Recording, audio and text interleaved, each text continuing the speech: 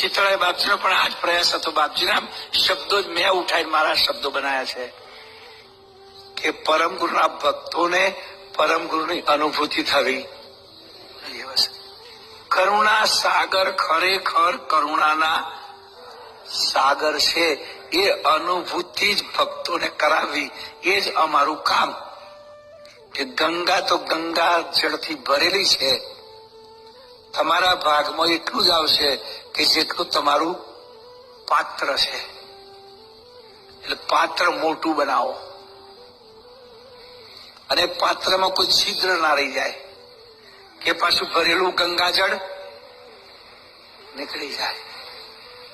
હૃદયનું પાત્ર પરમુને ભક્તિથી એટલું વિશાળ બનાવો કે કરુણા સાગર ને કરુણા ભરાયા જ કરે, ભરાયા જ કરે, ભરાયા જ કરે અને સતત અનુભૂતિ થયા કરે.